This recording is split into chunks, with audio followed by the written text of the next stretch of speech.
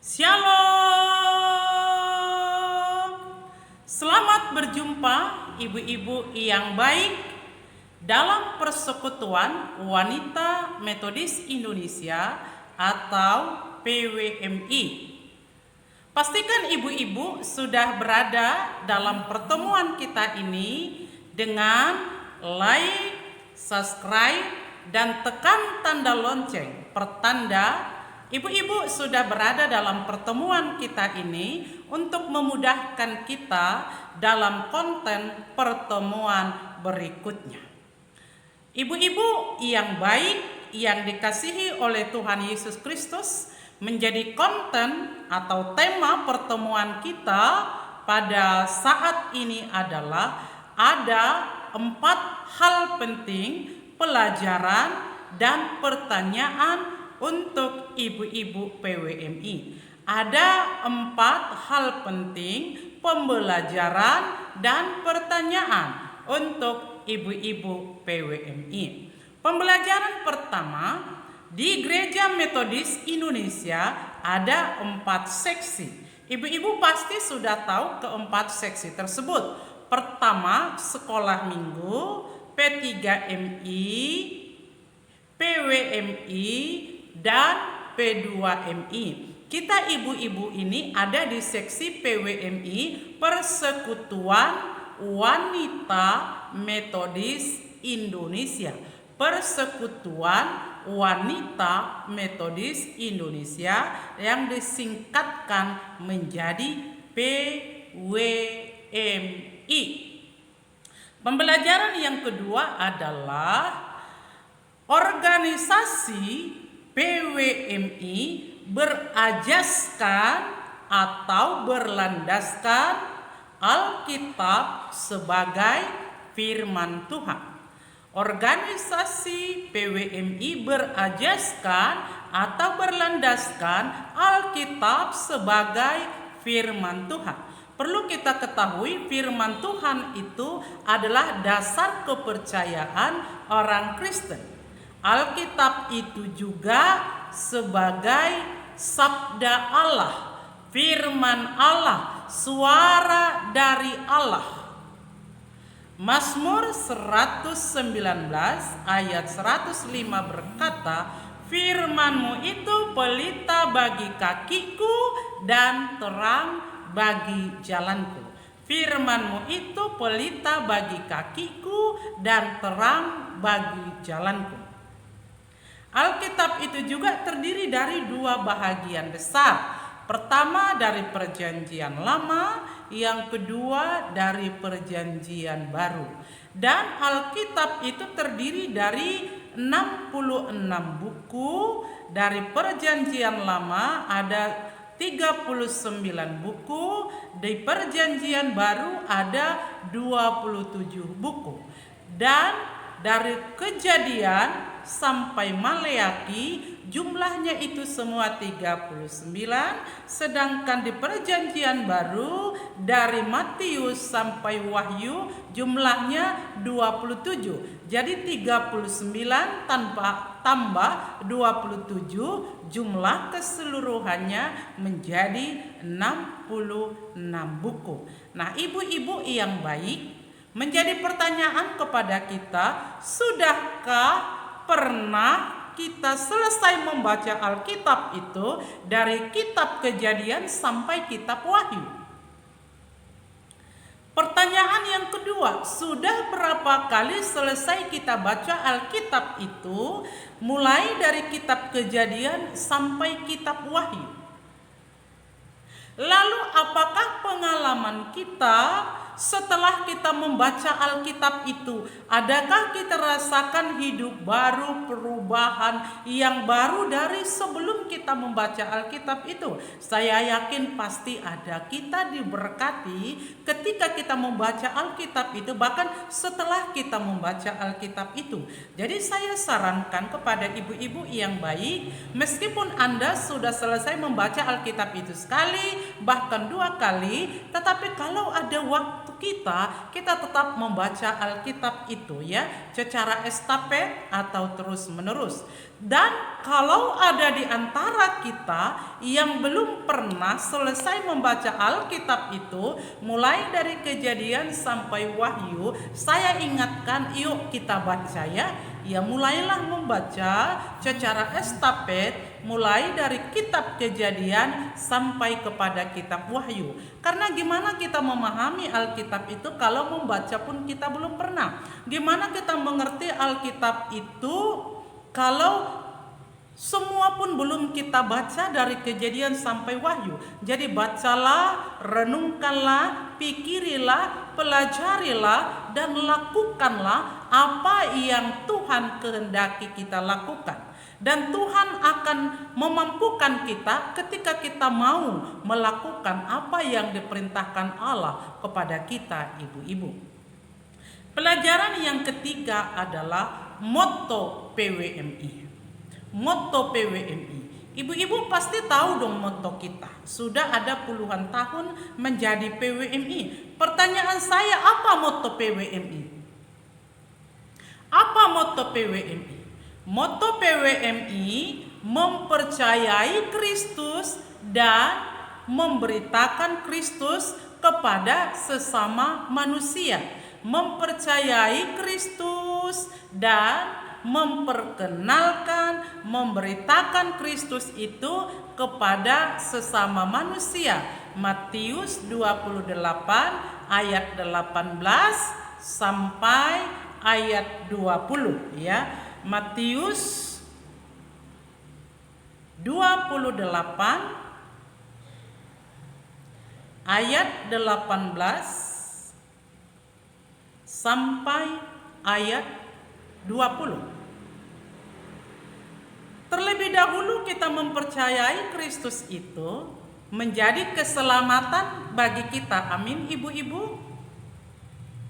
Kalau kita sudah diselamatkan, tentunya keselamatan itu juga kita harus beritakan, sampaikan kepada orang lain, sehingga orang lain itu juga ikut diselamatkan bersama-sama dengan kita di dalam nama Tuhan kita Yesus Kristus. Matius 28 ayat 18 sampai 20 itu merupakan amanat agung Tuhan Yesus Kristus. Merupakan amanat agung Tuhan Yesus Kristus. Diawali ayat 18 tadi, kepadaku diberikan segala kuasa di sorga dan di bumi. Kepadaku diberikan segala kuasa di sorga dan di bumi.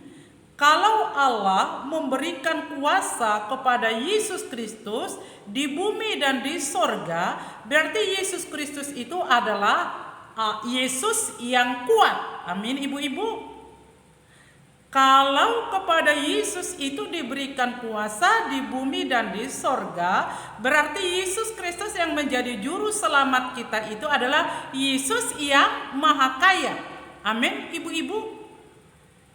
Kalau Yesus Kristus yang menjadi juru selamat bagi kita adalah Yesus yang kuat, Yesus yang maha kaya, berarti kita berhak dong menerima kekuatan itu dan menerima kekayaan itu, karena kita ibu-ibu adalah ahli waris dari kerajaan Allah, ahli waris dari kerajaan Yesus Kristus.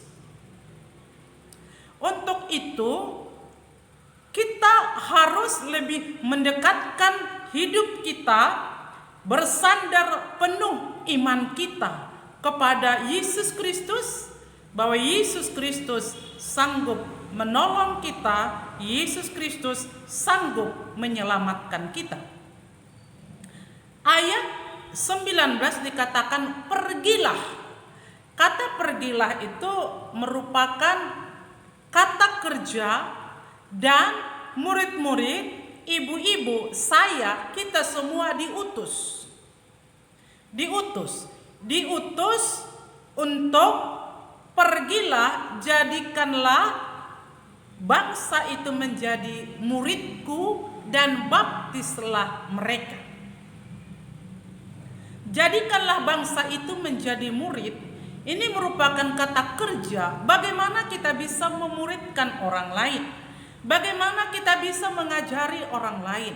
Bagaimana kita bisa mengajak orang lain datang ke gereja? Bagaimana kita bisa mengajak orang lain datang ke baktian komsel? Bagaimana kita mengajak orang lain berdoa?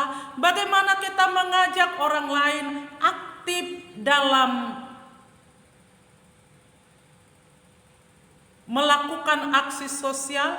Tentunya perkataan saja tidak cukup, tetapi harus dibarengi dengan keteladanan itu, ya. Harus dibarengi dengan keteladanan itu. Kata pergi itu adalah kata pengutusan. Gereja itu berasal dari eklesia, dari kegelapan kepada terang. Dari kegelapan kepada terang. Jadi kita menginjili itu kepada orang yang belum tahu, kepada menjadi orang yang tahu. Kepada orang yang belum tahu menjadi tahu. Nah, disitulah peranan kita untuk belajar dan mengajar, diselamatkan dan untuk menyelamatkan. Kalau memuridkan itu adalah tugas kita semua. Tetapi kalau membaptis itu adalah tugas kami para pendeta. Membaptis artinya masuk ke dalam kerajaan Allah. Membaptis di dalam nama Allah Bapa, Anak, dan Roh Kudus. Setelah itu anak yang dibaptis itu masuk terdaftar ke dalam kerajaan Allah. Ibu-ibu yang baik,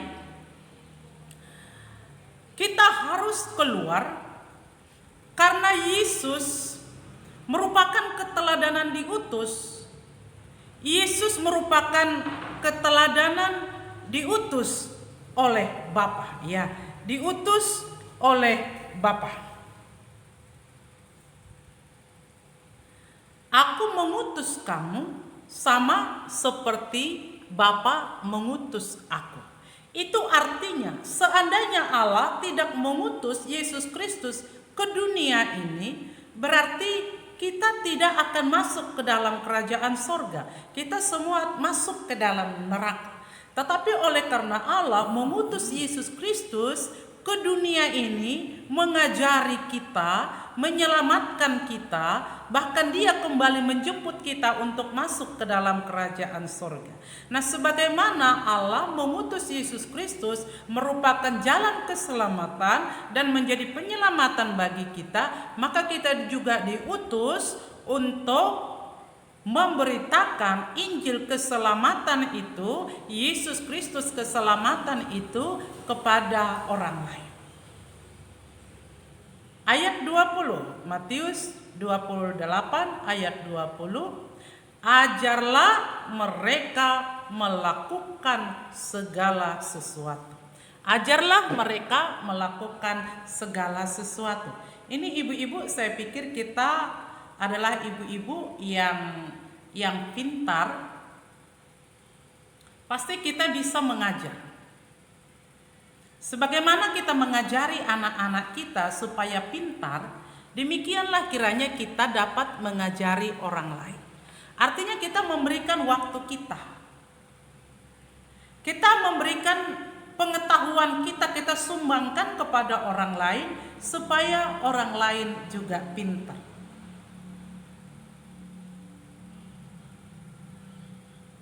Mengajari mereka bagaimana supaya rajin beribadah, karena ketika mereka beribadah kepada Tuhan, mereka sudah bertemu dengan Tuhan, dan mereka juga sudah mendengarkan sabda Tuhan.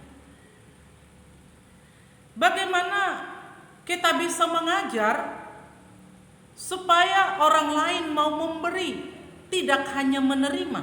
Nah, ini juga adalah keahlian kita, trik kita, kepintaran kita untuk berbagi pengetahuan itu kepada sesama kita.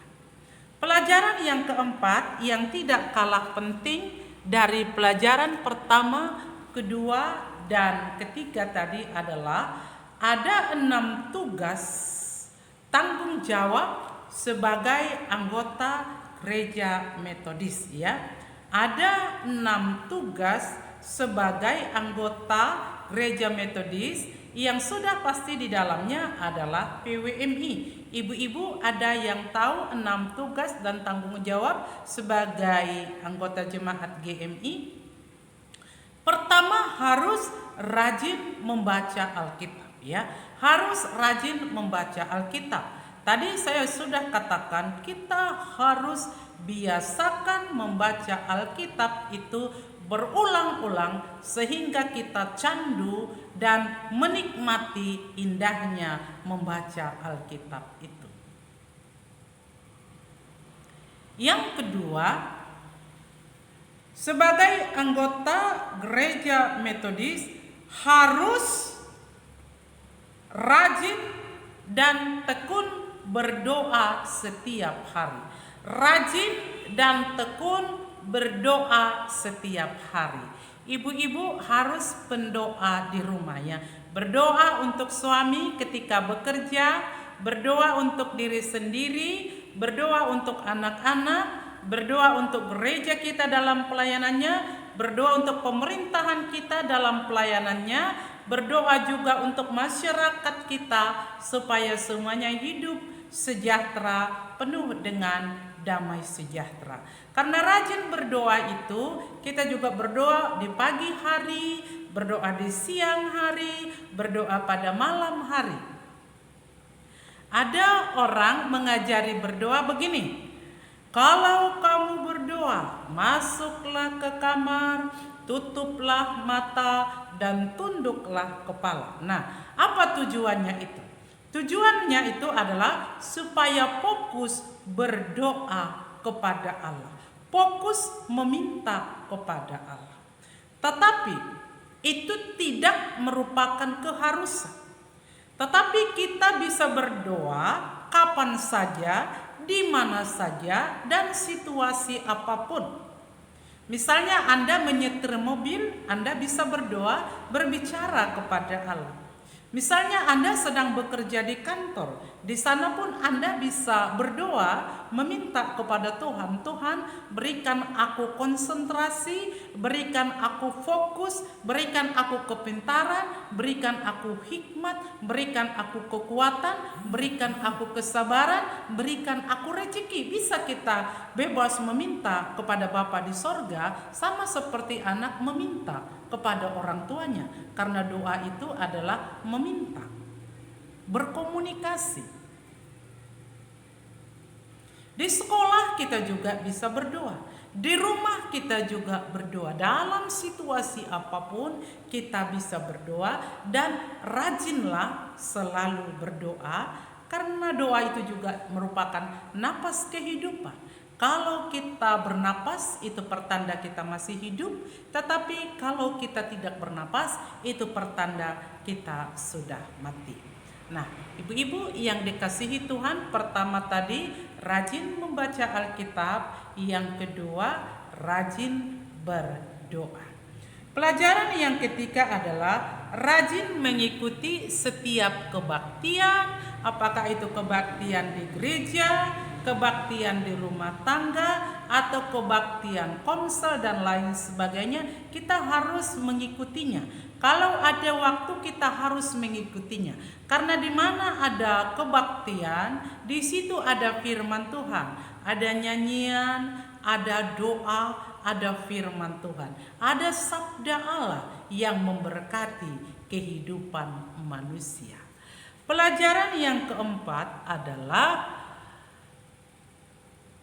anggota gereja Metodis yang sudah lepas sidi wajib memberikan 1/10 dari pendapatannya, dari gajinya, karena Maleakhi 3 ayat 10 berkata, bawalah kepadaku 1/10 ke rumah perbendaharaan supaya ada bekalku, maka aku akan membuka menciptakan tingkap-tingkap langit bagimu dan mencurahkan berkat hingga berkelimpahan. Mencurahkan berkat hingga berkelimpahan. Kita kasih 10%, maka Tuhan mencurahkan berkat bagi kita berkelimpahan. Itu luar biasa Bapak Ibu. Dan itu juga firman Allah yang tidak pernah berubah, yang tidak pernah bohong, yang mengaminkan dia akan menikmati janji Allah yang luar biasa itu. Yang pekerjaan yang kelima sebagai tugas dan tanggung jawab anggota gereja metodis adalah rajin memberikan persembahan-persembahan lainnya. Di luar dari 1/10 itu ada juga persembahan ke gereja. Terkadang kalau ada pembangunan ada juga persembahan untuk pembangunan, ada juga persembahan khusus misalnya persembahan Natal, persembahan Pasion, persembahan Jumat Agung, persembahan Paskah, Elders Gate, misi, parpem, sosial, pensiun, dan lain-lain sebagainya. Kita berikan itu. Karena ketika kita memberikan yang terbaik, persembahan yang terbaik kepada Allah, yakin dan percaya kita akan menerima berkat yang terbaik untuk kita. Terakhir, tugas dan tanggung jawab sebagai anggota gereja metodis menurut disiplin gereja metodis Indonesia adalah berpartisipasi aktif dalam semua pelayanan di gereja metodis Indonesia. Berpartisipasi aktif dalam semua pelayanan di gereja metodis Indonesia. Ibu-ibu, apa partisipasi yang bisa berikan dalam pelayanan gereja metodis setiap hari Minggu misalnya? Ibu-ibu bisa menjadi penerima tamu. Ibu-ibu bisa juga menyumbangkan bunga altar di gereja kita. Ibu-ibu bisa memperhatikan dekorasi gereja itu sehingga manis, menarik, dan indah untuk dipandang. Ibu-ibu PWMI juga bisa mengumandangkan kor, lagu pujian waktu ibadah minggu. Ibu-ibu juga ada berpartisipasi aktif dalam pelayanan gereja, ada yang menjadi pendeta, ada yang menjadi lay speaker, calon lay speaker, ada yang menjadi majelis, ada yang menjadi ketua PWMI, berarti bertugas di gereja, ada sebagai pengkhotbah, ada sebagai liturgis, ada sebagai song leader, ada menghitung persembahan. Lakukanlah semuanya itu dengan sukacita.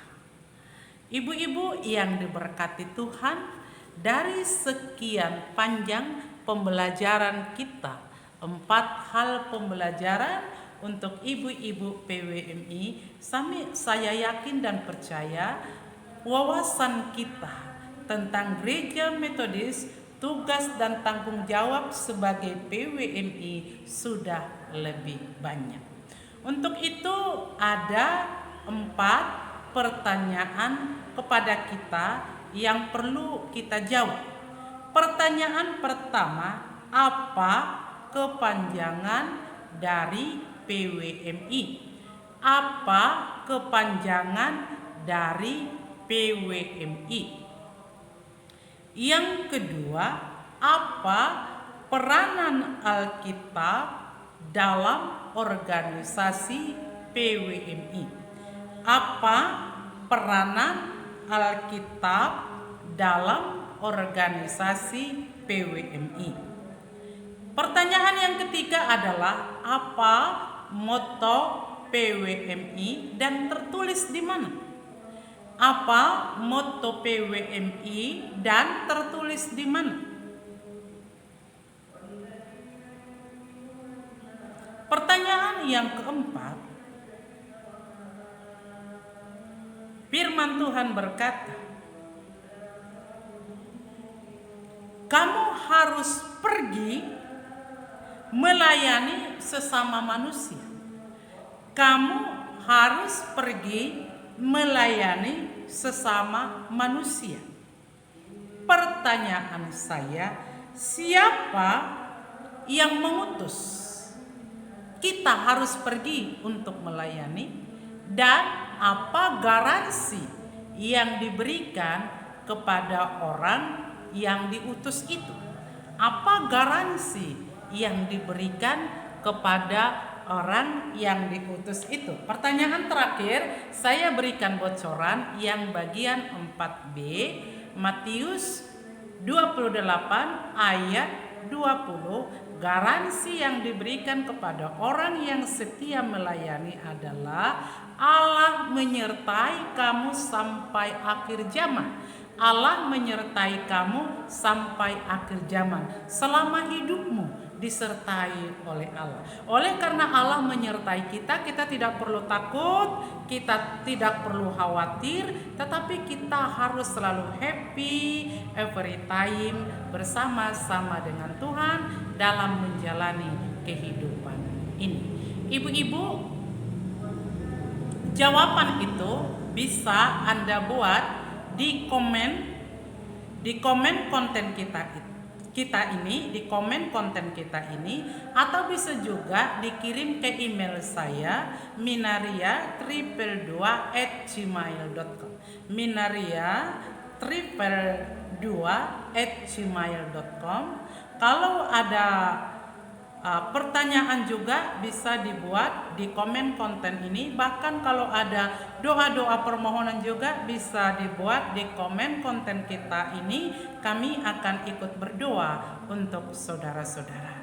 Ibu-ibu yang diberkati Tuhan, untuk memudahkan kita masuk kepada pelajaran berikutnya, kepada konten berikutnya, ibu-ibu sekali lagi kami ingatkan, tekan tanda like, subscribe, tekan tanda lonceng, bahkan share konten kita ini supaya orang lebih banyak mengerti apa sebenarnya fungsi Alkitab itu dan apa sebenarnya tujuan Yesus Kristus untuk ibu-ibu dan saya, untuk kita semua adalah keselamatan secara universal. Ibu-ibu yang baik, terima kasih untuk kehadirannya. Terima kasih bersama bergabung dengan kita. Sampai berjumpa dalam pertemuan berikutnya. Doa dan harapan kita, Tuhan memberkati kita semua dalam keadaan sukacita, dalam keadaan diberkati